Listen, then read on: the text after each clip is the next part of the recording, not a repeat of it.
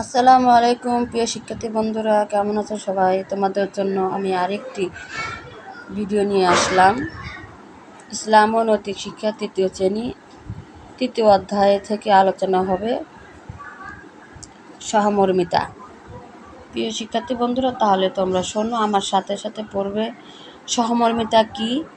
আমাদের আপনজনদের মধ্যে কেউ বিপদে পড়লে আমাদের খারাপ লাগে। আমরা তাদের প্রতি সহমর্মী হই ও তাদের সাহায্য সহযোগিতায় এগিয়ে আসি। তাদের অনেকেই দুঃখ, কষ্ট, বিপদ, আপদ, অভাব, অনটনে পড়ে মানসিকভাবে ভেঙে পড়ে। তাদের এই কষ্টকে অনুভব করে তাদের সাথে সমব্যথী হয় হলো সহমর্মিতা। তাহলে সহমর্মিতার উদ্দেশ্য হলো মানুষের দুঃখ কষ্টে দরদি হওয়া, তাদের দুঃখ কষ্ট নিয়ে ভেতর অনুভব করে বিপদে আপদে সাহায্য করা। তো সহমর্মিতার মাধ্যমে অসহায় মানুষের সমস্যার সমাধান হয়। সমাজের সকল মানুষের মধ্যে সুন্দর সম্পর্ক তৈরি হয়।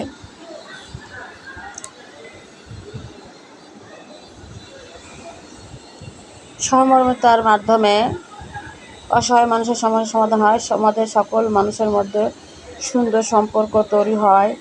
ইসলামে তাই সহমর্মিতার ব্যাপারে নির্দেশনা দেওয়া হয়েছে। মহানবী সাল্লাল্লাহু আলাইহি ওয়াসাল্লাম বলেছেন, ইরহামু মানফিল আরদি ইয়ারহাকুমুম মানফিস সামাই, অর্থাৎ পৃথিবীতে যারা রয়েছে তোমরা তাদের প্রতি সহমর্মী হও, তাহলে আসমানে যিনি আছেন তিনি তোমাদের প্রতি সহমর্মী হবেন। মহানবী সাল্লাল্লাহু আলাইহি ওয়াসাল্লাম এর একটি সহমর্মীর গল্প আছে, তোমাদের শোনাচ্ছি পড়ায়। মহানবী সাল্লাল্লাহু আলাইহি ওয়াসাল্লাম ইয়াতীম ছিলেন। তিনি ইয়াতীম শিশুদের সহমর্মী ছিলেন এবং নিজের সন্তানের মতোই তাদের ভালোবাসতেন। এক ঈদে নামাজ শেষে তিনি ঘরে ফিরছিলেন। এমন সময় দেখলেন মাঠের এক কোণে বসে একটি শিশু কাঁদছে। রাসূল সাল্লাল্লাহু আলাইহি ওয়াসাল্লাম ছেলেটির কাছে গিয়ে কান্নার কারণ জিজ্ঞেস করলেন।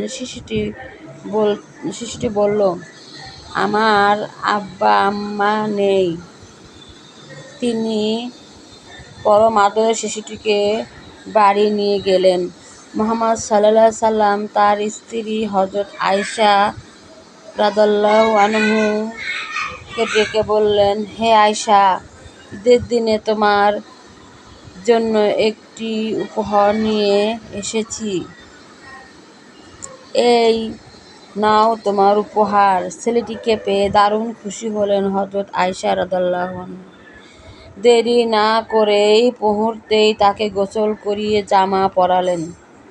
তারপর তাকে পেট ভরে খেতে দিলেন।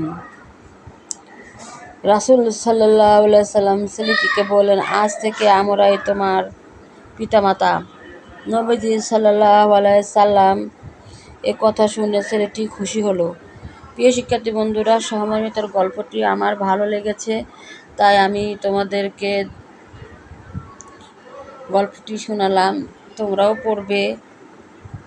আসলে পৃথিবীতে মানুষের এখন দরদ কমে গেছে, স্নেহ মায়া মমতা কেমন জানি নড়বড় হয়ে গেছে। তো তোমরা বেশি বেশি করে ইসলাম শিক্ষা বা নৈতিক শিক্ষা যে বই থাকুক, ধর্ম বিষয়ক বইটা তোমরা বেশি বেশি পড়বে এবং যেখানে পারো সেখান থেকে তোমরা কালেক্ট করে পড়বে। নেক্সট ভিডিও দিব। ভালো থেকো সবাই। আল্লাহ হাফেজ।